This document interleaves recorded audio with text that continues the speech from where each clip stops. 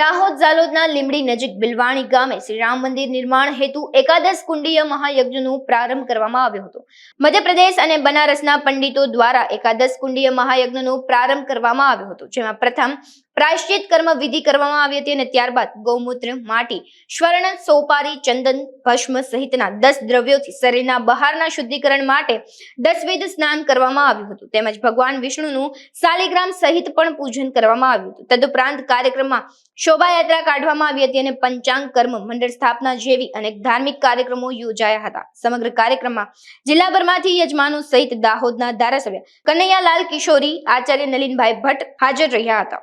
દાહોદ જિલ્લાના ઝાલોદ તાલુકાના બિલવાણી મુકામે આજ રોજ સહસ્ત્ર ચંડી યજ્ઞનો આરંભ થઈ રહ્યો છે।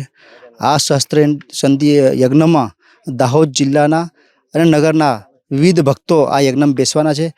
આ યજ્ઞ થકી રાષ્ટ્રના હિતમાં અને આપણો દેશ ઉન્નત થાય તે માટે પણ અહીં આગળ સંકલ્પ લેવામાં આવ્યો છે। આજથી જ્યારે 22 જાન્યુઆરીએ રામલલ્લા બિરાજમાન થવાના છે એ હેતુ માટે પણ અહીં આગળ આજે સહસ્ત્ર ચંડી યજ્ઞનો જે પ્રારંભ થયો છે એ ખૂબ જ આવકારદાયક અને દેશના હિત માટે આવનાર સમયમાં આપણો ભારત દેશ ખૂબ જ તરક્કી અને વિશ્વ ભારત માતા પરમ વૈભવ પર પહોંચે એ માટેના અહીં આગળ યજ્ઞ થઈ રહ્યો છે। એ ખૂબ જ જે ભક્તો અહીં બેસવાના છે એ ખૂબ જ આનંદની વાત છે અને અનેક લોકો પણ આનો આગળ લાભ લેવાના છે। ભારત માતા કી જય।